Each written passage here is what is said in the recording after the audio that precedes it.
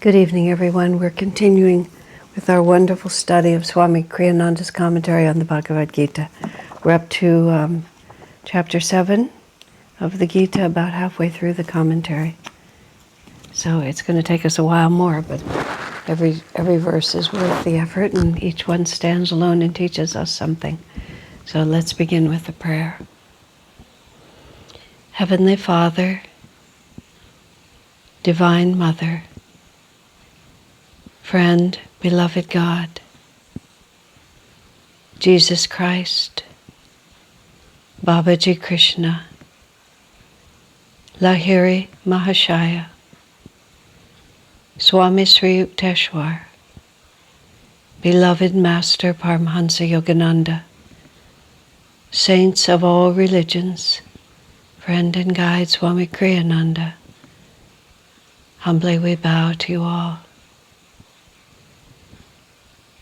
Help us to be guided by the deepest wisdom within us, to hear the whispers of your presence, inspiring us toward love and devotion, courage, determination. We are your children. Guide us and bless us. Om. Peace. Amen.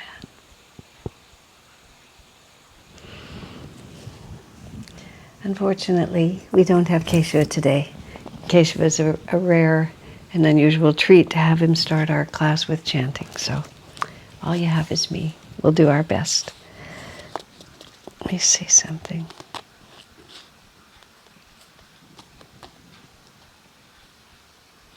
All right. We are on chapter 7, verse 5, and we are still, as I was explaining last week, we're in a more esoteric part of the Gita, where Krishna is really explaining to Arjuna how creation works and more subtle forces, prakriti, para-prakriti, apara-prakriti. And I'm not so good with Sanskrit, so I'm doing my best to really make the words mean something, to me at least, so that I can try to say them in a way that'll help you. But even if we can't get all the Sanskrit words exactly right, we can still understand the essential lessons in consciousness that these verses are trying to teach us.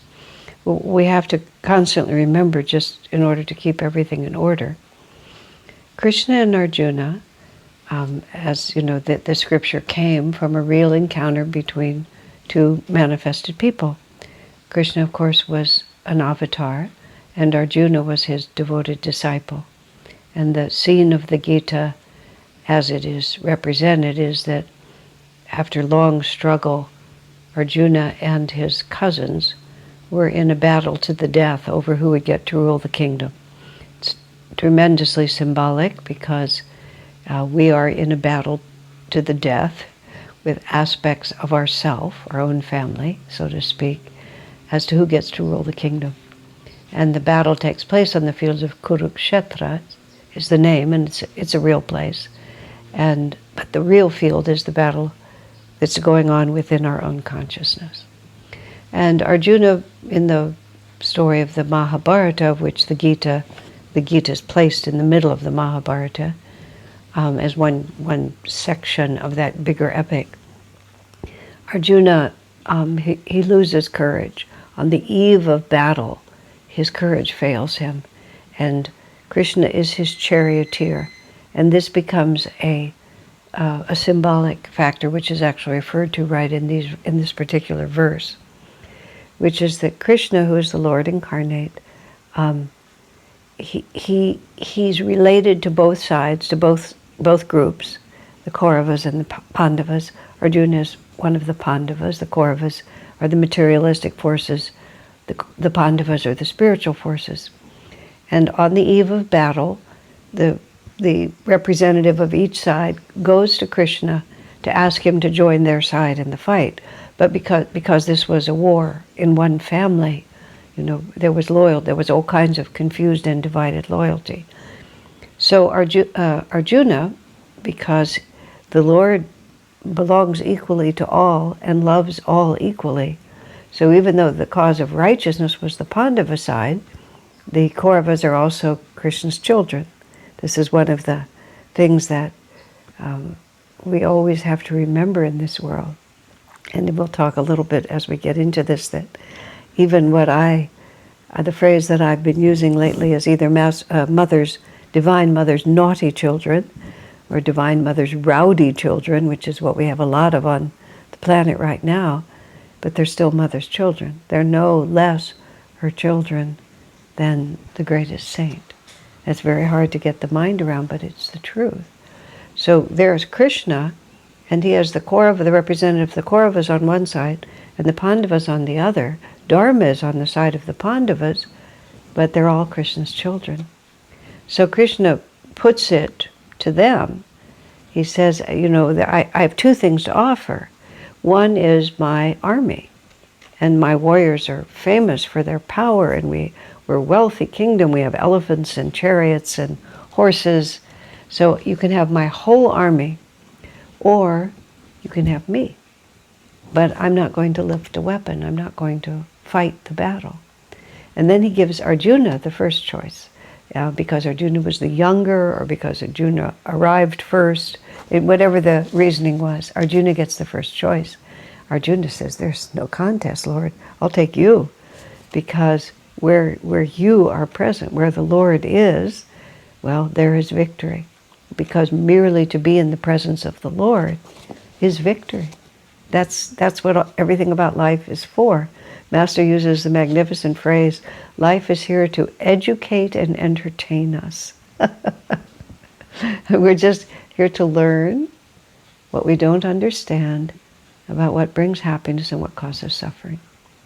And entertain is Master's light way of saying, just it's a cosmic show. And what is going on here is not as real as it appears to the senses. It's a means to an end, and that end is eternal bliss. So the whole point of the story of the jiva, of our incarnations, is to be with the Lord. So when the Lord says, do you want me? Arjuna says, of course I want you. Now the Kauravas, represented by Duryodhana, he thought Arjuna just made an idiot's decision. Because Krishna's not going to do anything. He's not going to lift up a weapon. And you can have all these warriors and elephants and horses. And isn't that obviously where power lies? Isn't that, we're here to fight this war and we're to win it. And we have this huge, powerful army, and so we'll win. I mean, what a fool you are, Arjuna. But Duryodhana thought he was a fool already anyway. So that's how it divides up. And then on the field of battle, Arjuna is the key warrior for the 5 Pandava brothers, and symbolically, because the way the Gita and the Mahabharata behind it is created, almost everything and every character, although there is history there too. This is a true historical story that took place on an actual place that's identified in India. Krishna is a historical figure, an avatar who descended. The Pandavas really lived. In fact, Master said that he himself was Arjuna in a previous life, and Krishna was an incarnation of Babaji. So it's not merely that people say it's a true story. Master himself remembers the story. But now let's see, just a moment. Let me find the thought I have. Oh yes, each of the 5 Pandavas represents one of the 5 chakras, from the first to the 5th chakra. And Arjuna represents the 3rd chakra. And the 3rd chakra, which is right at the navel, is the fire chakra, and it's the chakra of personal willpower. And also, the lower 3 chakras make a unit, and the upper 3 chakras, the heart, the throat, and the spiritual eye. And it's a misunderstanding to say that the lower chakras are bad and the upper chakras are good, because that's not really how it works. Every chakra has an upward moving energy and a downward pulling energy, which is what the verse I'm about to read is all about, is the energy which pulls us toward the spirit, the energy which pulls it away from it. And Arjuna, and the way the understanding of the chakras works, is whichever way the third chakra goes. If the third chakra is heading downward, not only will all the two chakras below it, and downward means away from the freedom represented by divine spirit, rather than upward toward the freedom represented by the spiritual eye. Energy moving away from the spiritual eye instead of toward the spiritual eye. So if the third chakra, if Arjuna doesn't use his energy to bring energy upward, and the energy goes downward, then all three of the lower chakras move downward, and even more powerfully, because of the close relationship between the third and the fourth chakra, because they're right next to each other, it will also pull the heart down. And then therefore everything is lost. So if Arjuna loses courage for the fight, in the symbolic sense, the whole thing is over. So when Arjuna quails at the prospect of the task in front of him, and it's not that Arjuna is afraid to fight per se. He's a courageous warrior and an extraordinarily powerful one. But he doesn't want to go to war with his own kinsmen. And so his dilemma is exactly the dilemma that all of us face, which is we just are comfortable where we are, and our kinsmen are all our habits and our comforts and our ways of doing things and the people and places and stuff in our life that we like so much. In Autobiography of a Yogi, Master talks about when he, as a young boy, ran away from home with a friend of his, and Yogananda himself wanted to leave the world and go to the Himalayas, and he persuaded two of his friends to go with him. One of his friends, and they had to go in subterfuge. They had to hide because Yogananda's older brother was not in favor of letting this young boy go to the Himalayas, and so there was a whole sequence here. And finally, they're going on trains from up to Rishikesh, and they get discovered. Yogananda's brother sees marked railroad tables and so on like that. So finally, they get captured. They get held by the rail guards, and they wait there until the man's, his friend's brother or father comes to get him, and Yogananda's brother comes to get him. And Yogananda is still determined, even after their relatives are there with him. Yogananda says to his friend, we could still sneak off and go to the Himalayas. And then he talks about how his friend had lost his enthusiasm for this great adventure. And the phrase that Master uses is he was enjoying the familial warmth, the comfort of family, which is, it's not evil, and I'm going to talk about this, it's not evil in any way, but we become embroiled in just what we like.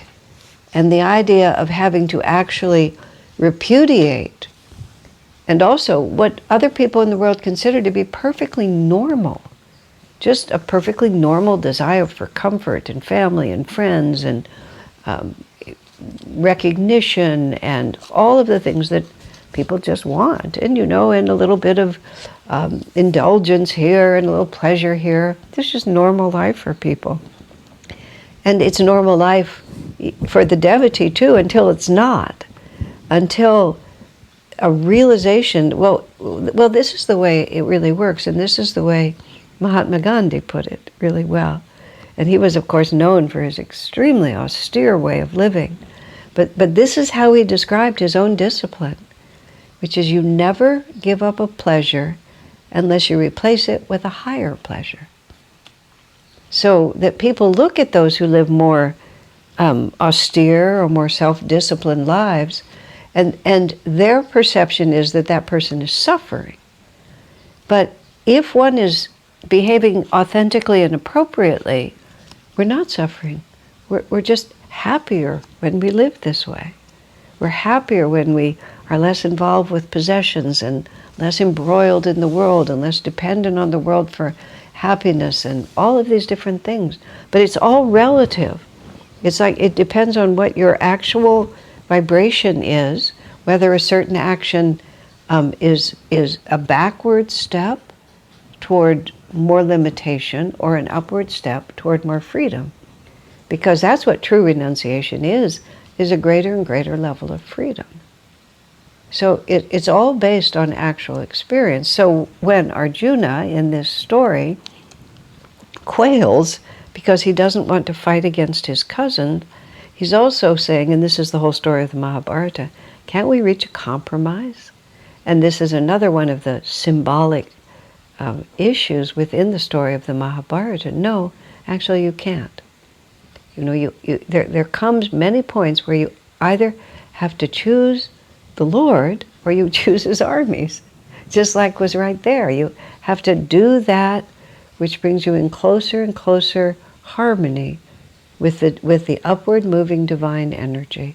And then you simply have to repudiate those things because you feel it. And they truthfully, and this is what every genuine renunciate knows, it's not pleasurable. And that's when real freedom begins to set in. And it doesn't mean that we don't waffle or that there's no time when a person slips back or becomes confused or has moments of where the fiery third chakra just isn't burning very hot and we collapse back into ways of living or ways of being that don't really please us. But we have to test them one more time to see if they actually will please us. And this is the battle. So Arjuna, when he waffles, Krishna, they park the chariot between the two armies. That's the way it's put symbolically. Because Arjuna actually is between the two, the upper and the lower chakras, or you go into the center of the self and you have the two sides, however you want to think about it. And then Krishna and Arjuna have a conversation. That's what the Bhagavad Gita is. And then Krishna, verse by verse by verse, and we're reading it with all of this commentary between the verses, but the Gita itself is a very small book. And this translation, which is a new translation of the Gita proper, that Swamiji created based on what Master did, on how Master re-expressed the Gita verses to be the clearest and the simplest and the most comprehensible, removing as much as possible as language that was not exact. And that little book is also available. You can get that book, and it's just a little tiny, really put in your shirt pocket. That's all it is. And it's just Krishna, step by step, explaining to Arjuna sort of why he has to fight. And the explanation of why he has to fight is actually the nature of human life. And what is the purpose of human life? And how to fulfill the purpose of human life. So even though we kind of wander off sometimes seemingly in clouds of philosophical or divine commentary, it's still a very straight line. And periodically in the Gita, we have Arjuna's voice. He asks a question or makes a comment. So it helps. I find it helpful, especially when I'm in the more esoteric sections, to just really, really think that this is the Lord talking to the disciple, trying to help the disciple to literally straighten his spine. Arjuna's weapon was the bow and arrow, and the bow is said to be the symbol of the human body, because when the string is taut, the spine is straight, and the curve in the front is when the heart is raised, the body looks like that. Swami Kriyananda's posture when he was younger. As he grew older, the bones shifted, the spine shifts a little bit. He lived to be 86, so that body lasted quite a while for him. But when he was in his 40s, when I first met him, and he was extremely strong and vigorous at that time, he became rather frail by the end. He was strong and vigorous, and when you would see him in profile, he had an absolute straight spine, and his heart was always uplifted. So he was just shaped like a bow. It wasn't because he was heavy, although at different times in his life life is weight shifted, but it was more the position of the chest. And when I used to teach the beginning meditation classes, and I was trying to express to people that we need to look at the spiritual eye, the point between the eyebrows. There's lots of different ways. What we're actually doing is we're not trying to look crosswise into our forehead. What we're trying to do is to raise our gaze above the horizon line. The three positions of the eyes are related to the three fundamental states of consciousness. When people fall asleep, your eyes drop. They drop below the horizon line. If you watch babies or children fall asleep, you'll see that their eyes drop. As a public speaker, on occasion I get to watch adults fall asleep, which very few other adults have the opportunity. Fortunately, most of the time people don't fall asleep when they're sitting in front of me listening to me, but it does happen. People have a busy day or whatever it might be, or perhaps I'm boring. Let's just say that's also an option, but I try not to be. But I've watched adults fall asleep, and just classically, they're sitting there looking at me, and then I watch their eyes sink below the horizon. Poor dears. You don't want to embarrass them, but it's a tough moment. You want to sort of ring a bell or just, okay, let's all stand up and exercise. But when you fall asleep, you go into subconsciousness, and your eyes fall below the horizon line. When you're wide awake and functioning and dealing with the material world, your eyes tend to be level. People just look straight at you, you look straight at the world. When we feel inspired, or are trying even to search for inspiration, or remember something that we've forgotten, we kind of go into we reach out to a bigger reality, and we raise our eyes above the horizon line. And when we're meditating, we're trying to go into that superconscious state.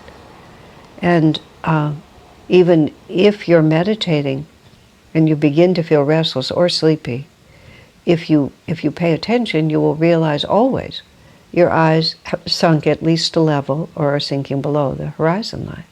And one of the ways to restore your concentration in meditation is simply to raise your eyes above the horizon line again.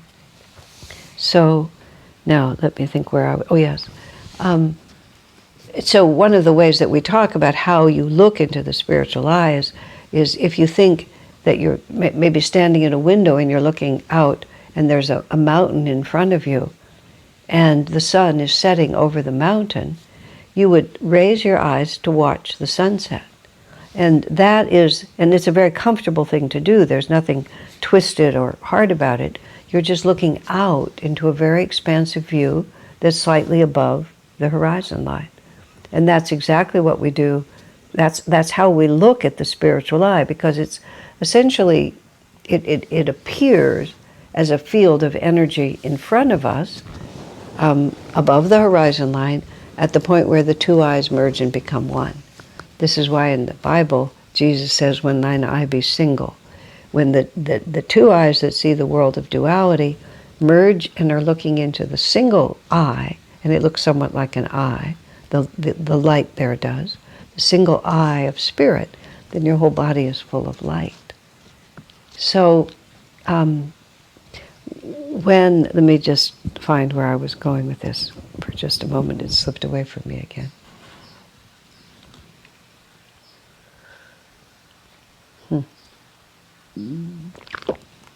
Oh yes, when I would teach people how to, was trying to help people understand how to do this.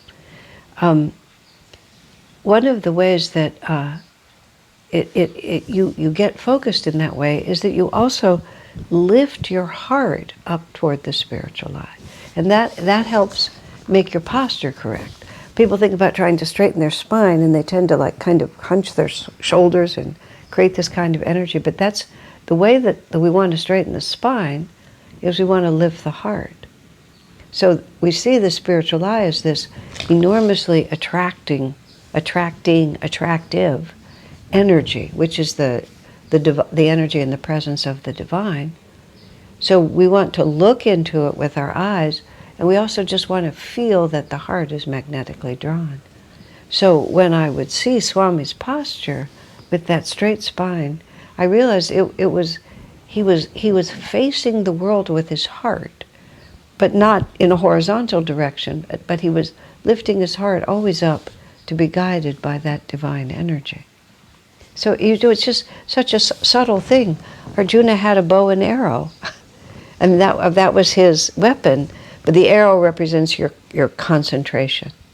So you set your body in the right way, and then you fire the arrow of your focused concentration, and Arjuna always hit the target. He was remarkable for being able to hit the target, and the target was divine realization.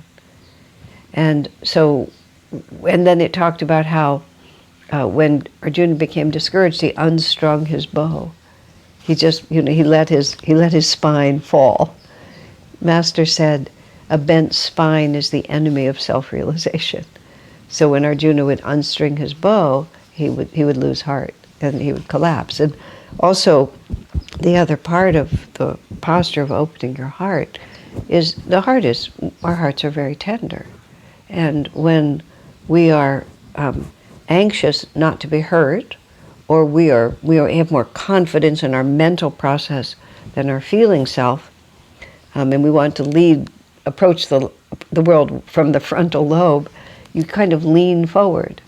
I mean, I still do it to a certain extent, but have been working my whole life not to push against the world with my left brain, with my mental processes. But Swamiji would lead with his heart. He would lead with his feelings and his love for the world and his love for God. And so the other thing is opening the heart is lifting it toward the light.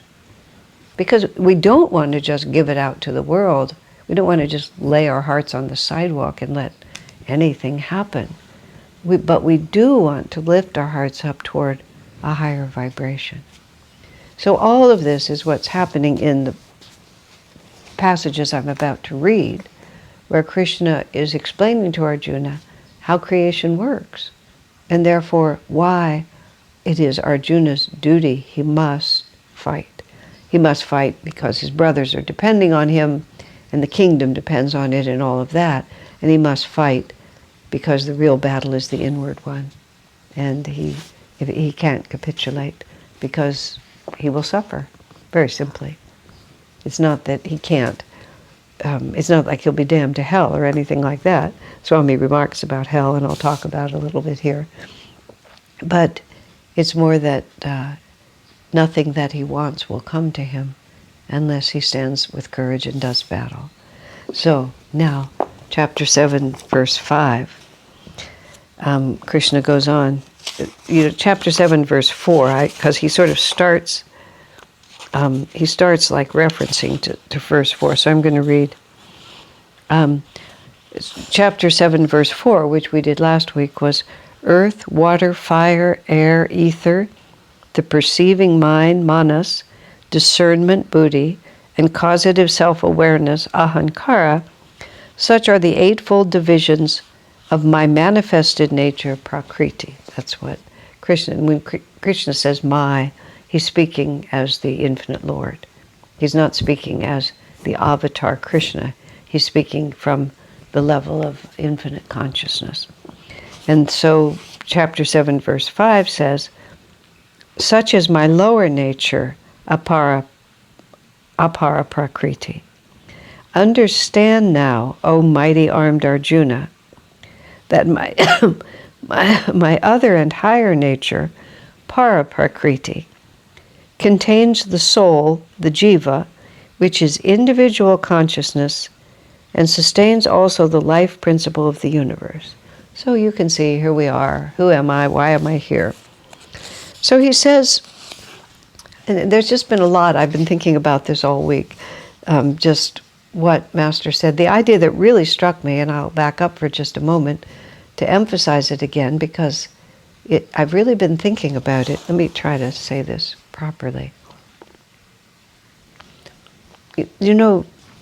I've been studying these teachings for 50 years, and they're so much bigger than my capacity to understand them, because I just don't have the realization. Swami could write this book because he had the realization. He wasn't He wasn't parroting. He could see and know what he was writing. I stand, on the way on the outside of the temple, and just see little bits. But every so often something becomes a little more clear to me. And when things become clear, it's very interesting. It's this, that the master recognizes the individuality of his own consciousness, his jiva. There's just that wonderful word, jiva, individualized consciousness, the jiva. But it becomes very impersonal. It's because individuality is an impersonal cosmic reality. And to make my own individuality an impersonal cosmic reality, it gave me a glimpse of how Swamiji could live the way he lived, how Master could live the way he lived, where they participate so completely in the event of their individuality. And there is sufficient egoic identification with that individuality to be able to have a personality and to be able to participate and have friendships and do all the things that we do. But there was always this cosmic impersonality about it. It was just something that was happening that I was to take care of. But my pleasure and pain, my happiness and my suffering, my self-worth, my everything was not caught up in that individuality. It just was something that existed. This is what happens when people a lot of people have near-death experiences. Or there's a very interesting book by a woman who was a brain scientist, and she had a stroke.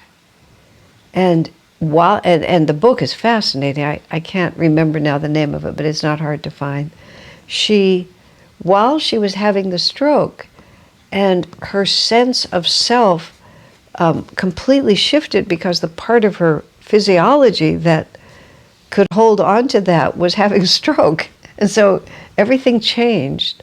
It was a physiological catalyst for a profound metaphysical experience. And she was able to just see the fact of her individuality existing in the context of a much greater reality that was her. That when we become part, when our consciousness expands to the greater reality of which we are a part, we still see that individuality and it still exists. But from our perspective, it's just one aspect of the greater whole. I'm not sure if that's at all clear, but it's been making more sense to me. And Swamiji makes more sense to me. Because people often ask, how could he do it? Well, it's just because he saw himself. Well, there's an image that I've suggested to people many times for how to sort of get perspective on our own experiences. We may do something that we're very ashamed of, let's say, or very disappointed about, or we get our heart broken because something we really wanted didn't happen in the way, whatever, or we lose, someone we love dies. And sometimes people think that to be impersonal or anything like that means that you don't feel it. But that's not at all true, because if you don't feel it, if you cut yourself off from feelings, you also cut yourself off from divine feelings. So you don't close your heart. That's not what happens. And if something is dark and difficult, it's dark and difficult. It doesn't serve you to say, no, it's not, no, it's not. So I often think of it as like if the palm of my hand is painted completely black, and I put the palm of my hand over my eyes like a blindfold, then I open my eyes behind it and everything is black. Because something black has happened, and that's now all I can see. But if I extend my hand in front of me, holding the palm and the blackness of the palm facing me, now I see the black. It's the same size. It's just as dark as it ever was. But even just by holding it out, all of a sudden, this great big other view comes. So black is still black, but its proportional relationship to a greater reality has completely shifted, and my own capacity to recognize more, to see and relate to more than just the black, completely shifts. And nothing has changed. The event is just as painful or shameful or anguishing, whatever it might be. Nothing has changed except I have gotten bigger around it. And so somehow or another, and I can't make it any more clear, I've just gotten a little tiny glimpse, thank you to the Bhagavad Gita and thank you to Swami's commentary, of how you can be completely involved and active in the unique individuality that your jiva is here to express. And at the same time, it's like that palm in front of you. It's exactly the same size, but the perspective has become impersonal and cosmic. But it's always there. The palm is always moving around. It hasn't changed. It's just my understanding and my relationship to it has changed. And this is what realization is. This is why we use the word realization. Because when you realize something, you're not creating it. It just was always there. It's a perfect word in English. Because it was always there, and now I suddenly realize it. Nothing has actually changed except my awareness. My awareness has shifted. The entire spiritual path can be defined by the phrase ever-expanding awareness. It's very interesting. In fact, all of growth, physical, mental, emotional, spiritual, is a process of ever-increasing awareness. I mean, think of a little child. I had such a fun experience with this little boy. His name was Daniel. And he was about 2 or maybe 3, I'm not sure. He was the son of a friend. And I went to visit the family. There were older siblings too. I went to visit the family. And Daniel and I were not that close, but somehow I was a new person and he had something extremely important that he wanted to show me. So he took me upstairs to his room, and his mother was very orderly. She kept a very orderly house. And there was a bureau drawer, and Daniel pulled it open, and inside the bureau drawer, among other things, but his socks were in the drawer. So of course, when the drawer is closed, you can't see any of the socks because it didn't have a glass front. You have to open the drawer and discover that there are socks in here. Now he's 2 or 3 years old, and the patterns of life are just beginning to repeat themselves often enough so he can understand. So little Daniel goes upstairs and he opens the dresser, he points, and he just screams with complete wild joy, "Socks!" like this. And then he looks at me like, "You are not going to believe this." He pushes the drawer closed. He puts his hand on it again. He pulls it open. He points to the socks and he screams again, "Socks!" It's like something in the chaos of this world was beginning to make sense. Every single time he opened that drawer, there were socks in the drawer, And it was important, super important for him. In Autobiography of a Yogi, Master talks about babyhood memories, just being in the crib, memories that he had in the crib. And as a baby, he said he said profound prayerful surges arose in his heart, but he didn't have the capacity, the physical capacity, or yet the intellectual capacity to express them. And it caused him to just weep inconsolably. And he couldn't be comforted because he was so frustrated. And I mean, that's what's true for a lot of small children. They have full consciousness, they have full intelligence, but they don't have language and they don't have comprehension. And even Master talked about just how frustrating it was to be in a baby body. They just wouldn't do anything. A child once was talking about, he was trying to play the violin, and he started weeping. He said, "If I had just chosen an instrument that was not so difficult, I'd be in the symphony by now."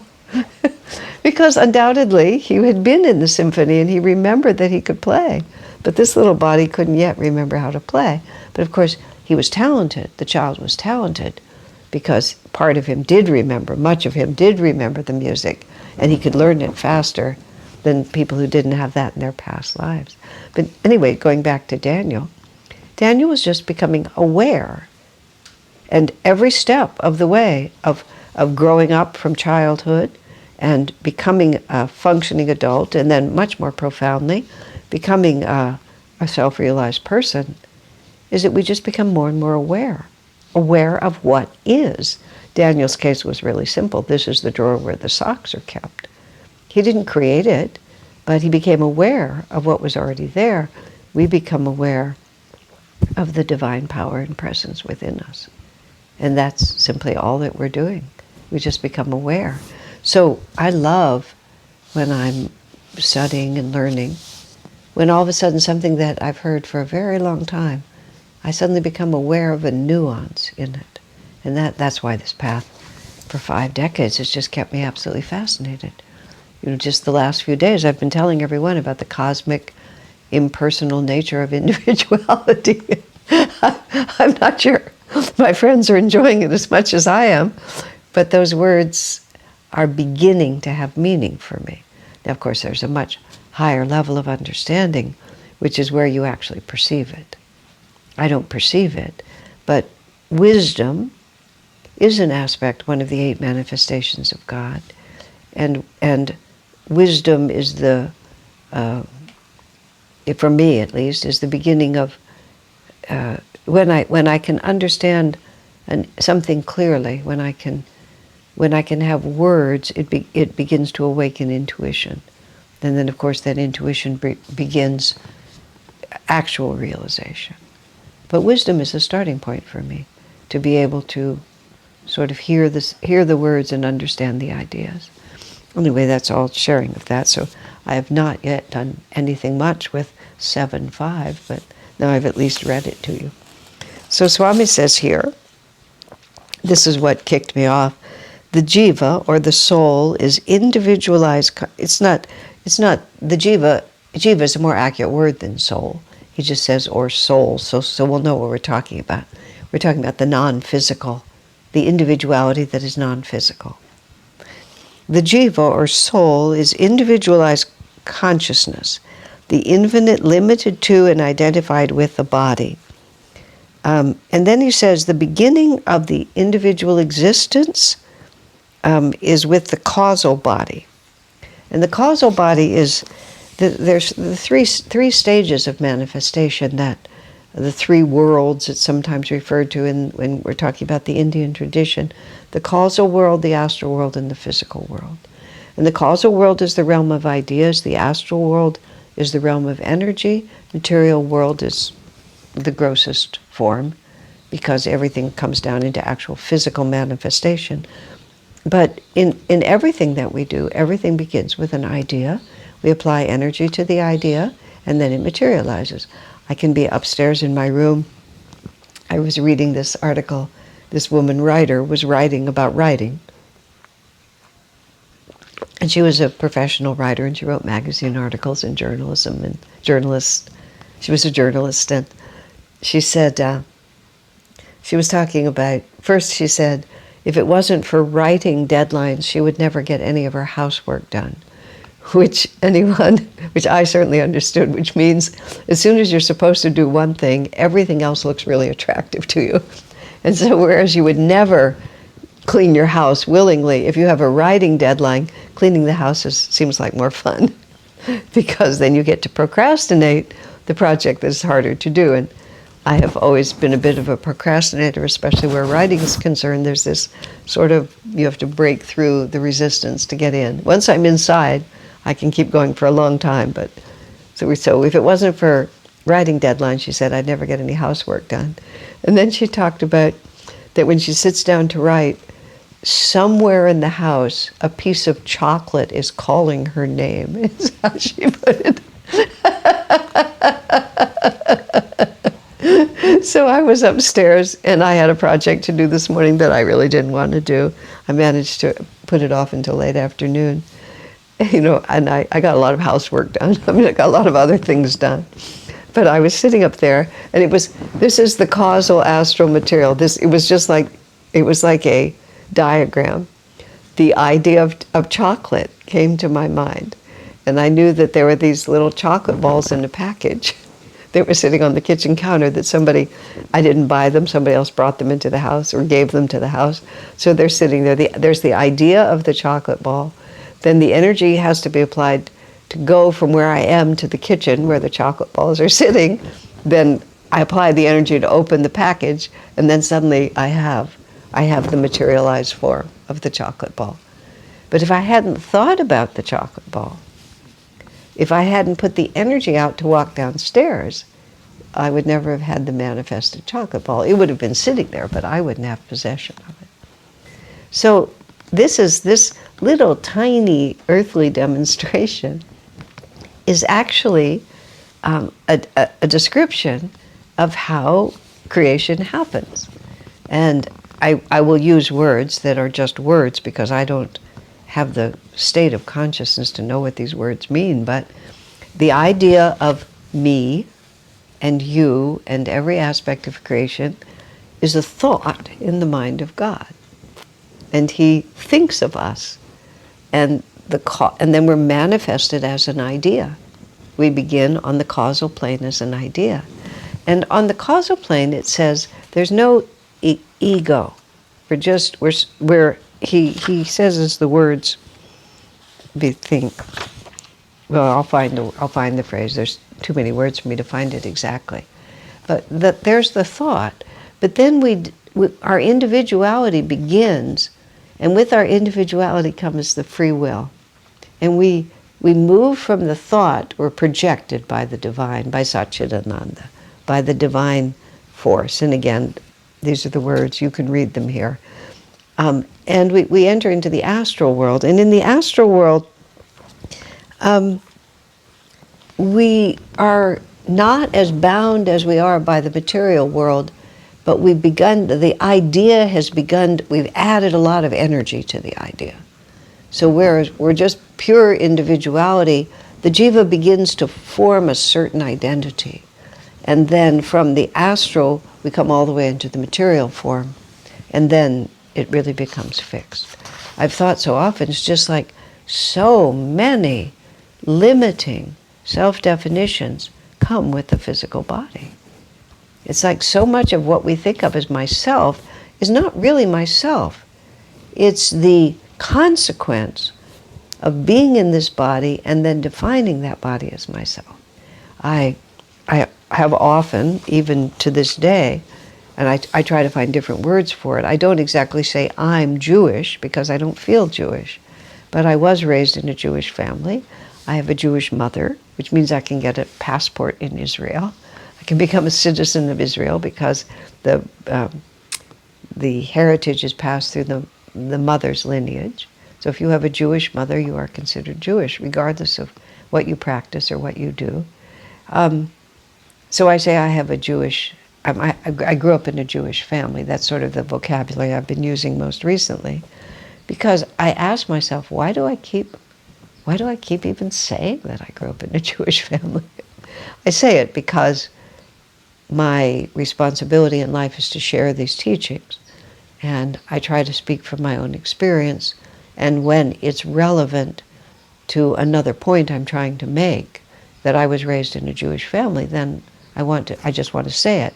You see, that would be impersonal individuality. However, when I went to Israel for the first time, it was 2015 is when I went for the first time. And I've lived at Ananda since I was 24, and I wasn't even a practicing Jewish person, but our family was Jewish, and I identified with it. When I went to Israel, I was really impressed by the feeling I had of being Jewish. Of course, it was a very strong atmosphere to feel that. In Israel, my grandparents were Zionists before Israel was founded, meaning they were committed to the founding of the State of Israel.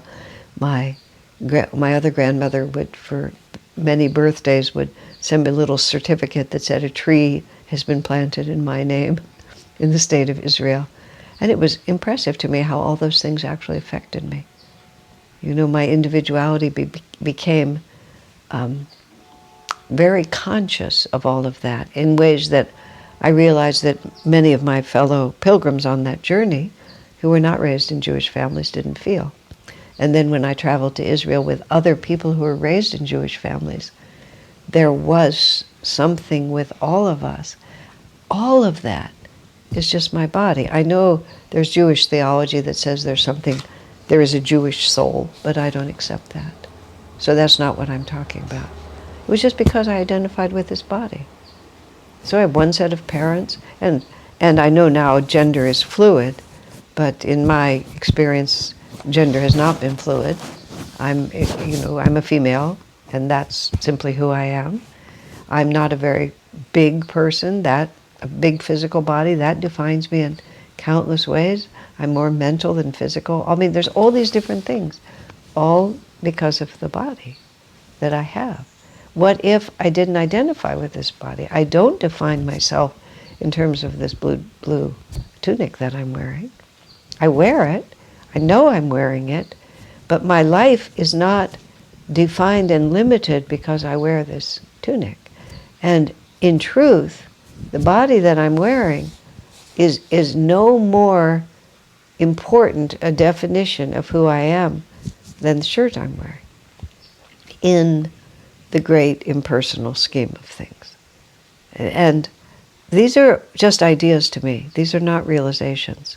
But aren't they interesting ideas? And you see, what all this does is this begins to open out. I was talking to some friends recently about the way Swami Kriyananda trained us and what the fundamental nature of that training was. What Swamiji trained us to do was he trained us to think. He trained us to be able to think clearly. And I don't mean intellectual. I'm a person with a lot of words and so on. And because Swamiji had a lot of words and enjoyed words and was a writer and was training me to be a writer, we spin it out with lots of words. But that's not really the definition of what I mean. Swamiji just taught us to cut through the miasma of all these limited identifications and habits, and because of the way I grew up, because of the body I have, and therefore the way I grew up, I have these prejudices in certain ways and these biases in certain ways. And what was so fun about being with Swamiji, and he was so skillful at this, and I will say especially I felt his skill in this way, and of course it was the particular way he was training me, so I presume he trained others in a similar manner if it was helpful to them, and not if it wasn't. But when I would say something that was just fuzzy thinking, habitual thinking, lazy thinking, whatever it might be, there would always be, his vibration was so clear and true that when I would just put forward something that wasn't clear and didn't have as much truth, I would just feel it oscillate in the air. It's the only thing I can say. And over much time, I became very sensitive to just that feeling. It was like he was just a pure light of clarity and fearless commitment to truth. And I was, I wasn't a black bulb. And I had some bright moments, but my emanation was far less consistent. And so when my emanation, however that was expressing, was not in harmony with the vibration of clarity and truth that he was putting out, I would feel myself oscillating. Just like if you're singing the wrong note or you're a little off key, and you have the capacity to hear it, you'll feel that literally your sound is oscillating instead of attuning. And Swami just emanated, and still does. And that's what attunement is that the master, the guide, just emanates clarity and truth. And if we're trying to live in that atmosphere by being in tune with that guidance, then one can sensitize oneself to just feeling there's just something a little off with this. And one then begins to explore, either depending on one's temperament, how you do that, by words or intuition or meditation, whatever it might be, or devotion or surrender. You to feel why is there an oscillation, and how can I come back into alignment like this, and that's awareness.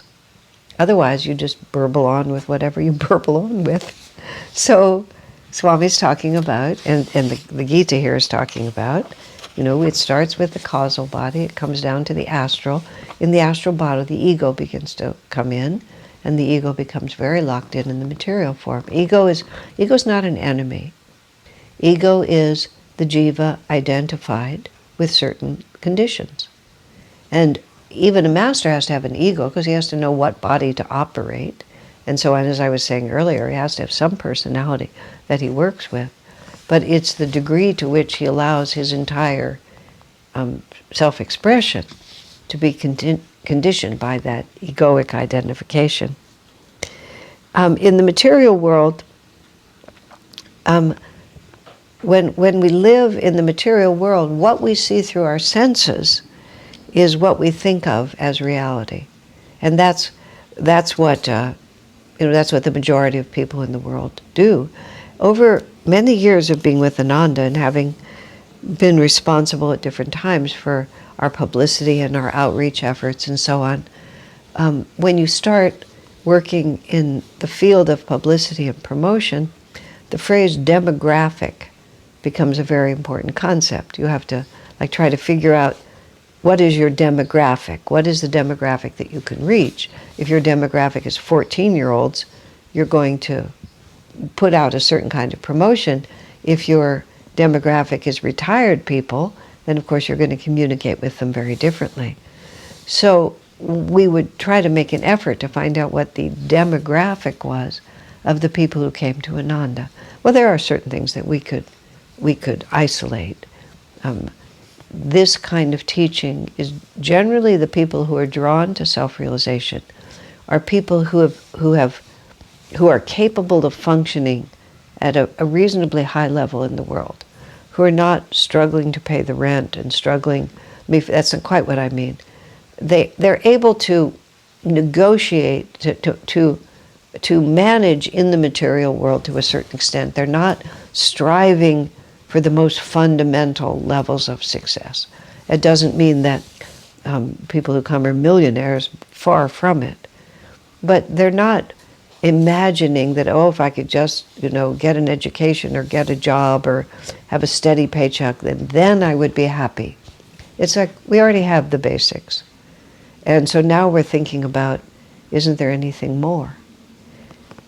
So that starts cutting across economic boundaries and cultural boundaries and other things. But the real demographic that I gradually have come to understand, in the West, in America especially,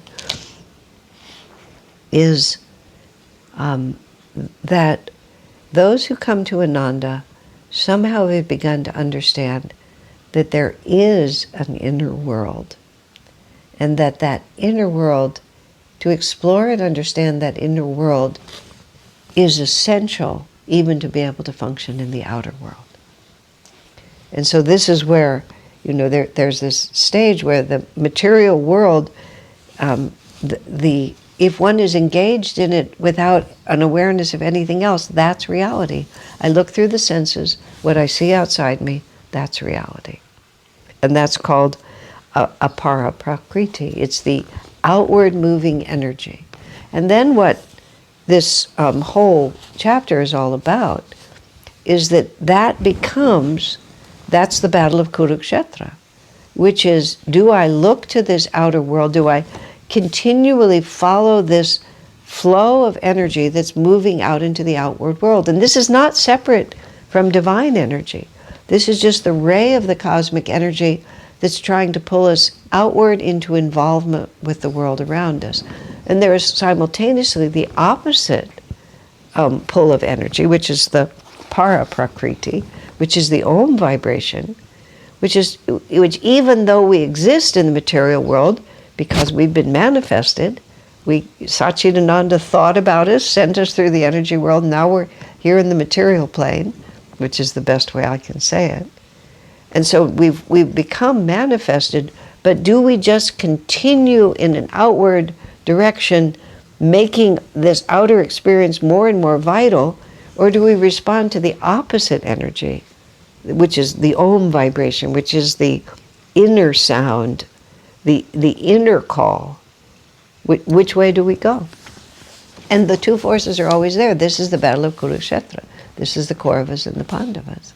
The Duryodhana master called King Material Desire. And and another way of calling that outward moving force, which gets confusing because master calls it, the commentary calls it the satanic force. And you think, but if it's satanic, you think, how can it be the divine force? But there's nothing but Satchidananda. Everything is this cosmic energy, and it's moving outward, away from our true home, or it's calling us back to our true home.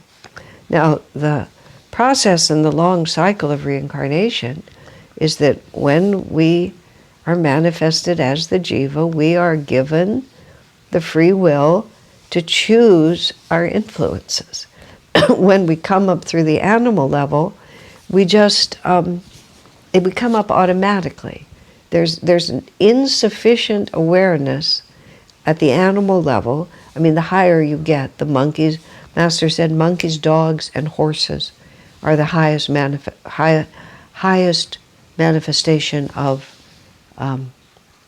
the animal level. And I don't know whether he meant gorillas or apes or so on like that. I just heard it as monkeys, but that school, that type of body, has the sophistication, the subtlety of nervous system, the brain capacity for awareness. They're more aware. But even still, even a dog does not have sufficient awareness to reflect objectively on his own condition.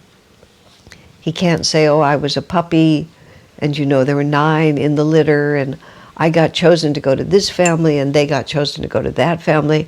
I wonder how they're faring over in that family, and why did I get this one where this little boy is a little rough with me, and that other family has... the dog can't do any of that.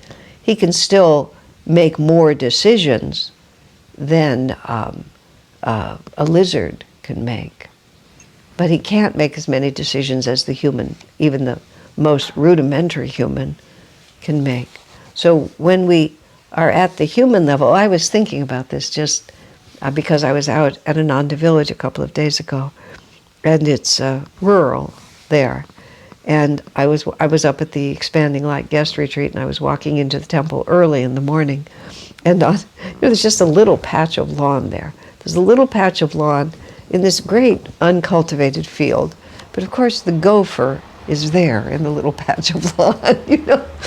You have thousands, hundreds of acres in which you could be doing what you're doing. Why are you digging your hole right here in the middle of the green grass? I noticed within a few hours they had managed to close off the gopher hole, but when I come, the gopher is doing it. So you have this heap of earth and you have a hole in the middle, and it was early, and I walk up and I see this little gopher, and he's just coming up and he's pushing earth out. And I realize that, down underground there, he's digging caverns and he's digging tunnels. And in order to make the space, he has to take the dirt out. He's not tamping it down, he has to remove it. So that's why these, dirt heaps are building up on the grass up there. And I saw his little face. I was really close to him. He did not have a pretty face, really. It was a face only a mother could love. But there it was. It was his little face, and I don't know if he was pushing or spitting. I'm not sure how he carried the dirt up. But he was just throwing the dirt out. And then I knew he was just going to rush back down and get some more. And then I thought of somehow, somewhere, some female gopher got pregnant and gave birth to a bunch of little gophers, and they're probably very small, and they're probably really homely when they're born. Those creatures are often hairless and blind. And so, but I thought, this little gopher, because he's a jiva, He's a spark of individualized spirit. He found himself one of a litter of these pink and hairless gophers underground there, and then this compelling force. He gradually grew up into a big gopher, and he started pushing dirt out, out. Oh my God. Like, what an incarnation. And how many have we had like that? But then, of course, from a certain perspective, I wasn't blind, but I was hairless, and I came out of my mother's womb, and I mean, just because we're human, we think we look a little better.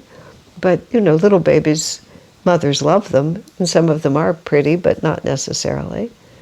And then I was also just compelled to start trying to understand what this world is and move through it. But the human mind has more awareness, and the human mind can reflect more. I mean, as I said, some higher all species can tell the difference between suffering and between positive and negative feeling, between pain and comfort. Any sentient creature can tell the difference between pain and comfort and can make decisions based on it. If you have a worm and you poke the worm with something sharp, the worm will try to get away from that. Because it can tell, in the presence of this, I'm in pain. If I move away from it, I'll be happier. So the suffering happiness, because as we get more sophisticated, it's not just physical pain. We have mental pain, we have emotional pain, we have all kinds of pain. And so we want to get away from pain, and we want to get into whatever we call happiness. Now, all of creation, as Krishna is telling us here, all of creation is, there are two forces. And there's the apara prakriti, which is the force that's moving outward, and the outer world is real, and there's para prakriti, which is the om vibration, which is pulling us inward. And those two represent suffering and well, it's actually bliss. It's not merely happiness. It's suffering and bliss, limitation and freedom, limitation and infinity. And the whole experience of creation is to gradually refine and expand our awareness as to what causes us suffering and what leads to bliss. And in order to be manifested, there has to be these two forces. Now, that outward force, the way Swami puts it, and it's chilling. He said there's no limit to how degraded a human being can become, because we can just follow that force, and there is this illusion which we gradually overcome by increasing our awareness. There is this illusion that just following that outward force into and that the body is real and the physical pleasures are real. So we want power over other people, we want intoxicants, we want stimulation, we want a sexuality on a more and more intense level. We want sensual pleasure of food and comfort and just more and more and more. And again, power, wealth, all the things that the material world says are important to us. And we we get rich enough to make our bathroom fixtures out of gold. It's like, where would the idea come from that would make you happier? That would reduce your suffering. Now, of course, what happens is, because we have the free will to pursue this, and because we are compelled to learn, that's how we're made. The heart is propelled. This is how Sri Yukteswar calls it. We live at the stage of what he calls the propelled heart, and that heart, that feeling energy, wants to have experiences, and our free will causes us to have them. So we try it, and Master made the remarkable statement that everything that no longer attracts you, that you no longer imagine will give you happiness is because you've tried it and you found out. And he says it's everything. You have to experience everything that you imagine will give you happiness. You have to find out whether it will or not before you're able to let it go and go past it. And he talked about also about very dark things, like sadism or murder or awful things, or betrayal and thievery, dishonesty. The outward moving energy tells us that more and more is going to be better. And so we try it. And we find out whether it works or not. A woman friend of mine who had a lot of intuitive healing ability, she gave me the phrase which I loved. I had described to her some very complicated emotional thing that I was trying to sort out, which was really just this is what I realized after I talked to her. I didn't realize it was really my clinging to certain wrong attitudes and my refusal, my simple refusal to give them up.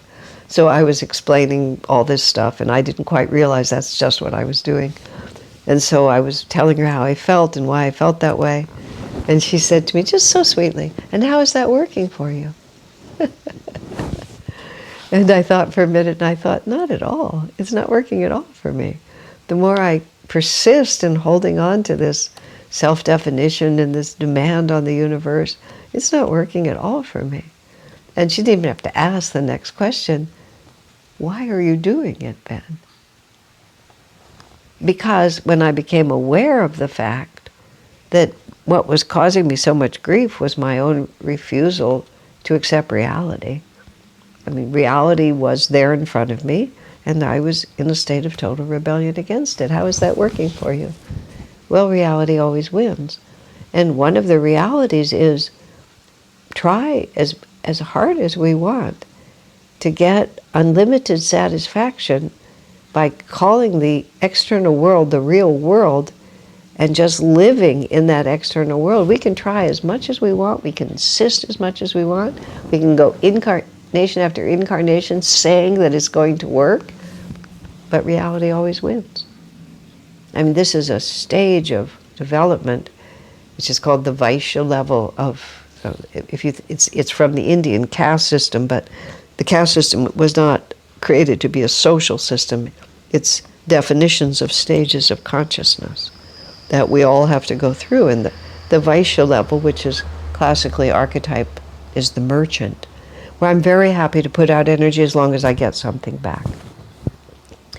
But one of the principles of the Vaishya level, one of the characteristics of the Vaishya level, is that the way we try to avoid suffering is that we master the material plane and we bend it to our will.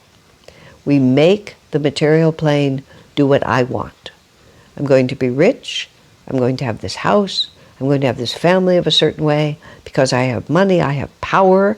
That is the attraction of money, per se, is that it gives me power, and I'm going to take up causes, and I'm going to fight for those causes, and the world is going to behave the way I want it to behave.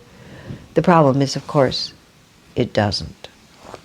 We can develop a tremendous amount of fiery self-will, we can put out a tremendous amount of energy and gain a certain level of mastery. But sooner or later, we're going to discover that the forces of the universe are bigger than my capacity. A friend of mine, she was actually the daughter, this was her father. They were from, it might have been El Salvador, I'm not sure. It was one of the Latin American countries where there was a revolution and a huge overturn. Her family was so wealthy, her father was so successful, that whenever the revolution happened and they were driven out of the country, the new leader of the country moved into their house because it was of that level. Father lost everything. He was self-made. He lost everything. Took the family, I think, to Mexico. They went to Mexico. He built everything up again. He became a manufacturer. He was wealthy again. Then there was a fire, and it just burned down his whole industry. And again, he lost everything. And it's like you can't control it. He obviously had tremendous energy and powerful karma, charisma, everything, courage, lots of qualities, but you can't control it. The wonderful child will die, the wife will betray you, or the husband will betray you, or some aspect of it, you yourself will get a disease, anything. And then gradually you become aware of the fact that this isn't working. And then one begins to ask just simply the deeper question, what would work? And we begin to realize then we shift into the kshatriya level, which is the third, which is the archetype as the soldier, where the power is within me. I've trained myself to be able to master any circumstances, to endure any hardship, because I love something more than I love myself. And see, this is the merchant. He's perfectly willing to give, but it has to be a fair exchange. Because I don't mind, I'm not going to cheat you, ideally, but I love myself. I have to get something in this. The idea of self-sacrifice, it just doesn't enter the vocabulary. But when you become a kshatriya, you love something more than you love your own comfort. That's why the soldier is the archetype for it. But we love truth, we love God, we love giving, we love ideals, whatever it might be. And the reason we embrace that is because we've tried the other. And so now, on this side of it, just a moment, let me find the thought for a second. Oh yes. We recognize that the way I escape suffering and find happiness is I gain mastery over myself. And that I now recognize that the outer world, even though I perceive it and it exists, it's not the real world. It's not the source. It's an expression, but it's not the source. The source is actually my own energy. And when I master my own consciousness so that I can move through this external world, but from a place of constancy within myself, rather than being tossed about by every little or big thing that happens, that's how I escape suffering and find happiness, is by self-mastery, which is the battle of Kurukshetra, because the inner world is the real world. So this is the basic nature of creation that Krishna is talking about. And through the expanded commentary on this particular verse, we talk about what is the satanic force. And it's satanic because it's trying to persuade us that our happiness lies by moving away from the light and indulging and committing ourselves to the material world. And the other force is constantly saying, move inward and upward. Move inward and upward. Upward meaning up the spine toward the spiritual eye, which is where I started this conversation. Lift your eyes above the horizon line. Lift your energy, master, use the fire of the third chakra to raise all the chakras so that your individuality is directed from an awareness of the spiritual eye. And the explanation that is inherent in this verse is that these are simply two forces. These are two impersonal forces that are constantly playing themselves out in creation, in our own individual experience. At all times, these two forces are calling to us. And we simply decide what we're going to tune into. And the darkness is not created by us individually. The darkness, I'll call it the shadow, moving into the shadow instead of into the light. It's not created by me personally. It's not because I have traumas or I have darkness within me. It simply exists as a cosmic condition. There's the satanic force, and there's the divine force. There was this little girl who was in our kindergarten class, and she was a very willful little child. And anyway, she was a good girl, but she had a lot of and she had a lot of willpower. And the teacher said one day the little girl was just being absolutely impossible. So the teacher just took her aside to talk to her privately and sort of said, what are you doing today? And she said, well, every day when I come to school, I know that there's a devil on one shoulder and an angel on the other. And usually I listen to the angel, but today I'm listening to the devil. It was just perfectly honest, Instead of being good, she was just being naughty. And we're not as aware of that. See, this is also something that's exceedingly important. And in the astral world, and this is all what's written in the commentary here, there are angelic beings and there are demonic beings. Because people who are deeply committed to just self-indulgence in the material world, who want what they want without concern for the consequences and insist that drunkenness and being a libertine and grabbing what you can regardless of who it hurts, insist that that's going to make them happy and need to keep doing it until they find out that it won't. Okay, that's just wait just a second, I lost the thought a second. Give me a moment. Oh yes, these two forces are just there. And our assignment, our divine purpose in being here is to develop the awareness to a subtle enough level that we can actually tell where true happiness lies, to have enough experience so that we'll do that. Oh, but the forces are always there. I know, I was talking about the demons and the angels, right. So there are astral beings, and these astral beings, I mean, there are conceivably lines of developments that are demons or angels are just people, individual humans or people who have embraced these. It doesn't matter. They're beings. They're conscious living beings. And from the astral world, Master said, they seek out to keep the company, because the astral beings can come into the material plane. We can't see them, but they're here all the time. And the angelic beings go where people who are in tune with their energy, and they add angelic energy to that. There are times when I've been in our Ananda temple for concerts or for meditations, and I see a lot of human bodies in there. I don't have psychic vision. I can't see it. But I know that room is filled with angels, that they've all come to be with us when we're doing angelic things, and they're increasing the flow of the Om vibration, of the upward moving energy.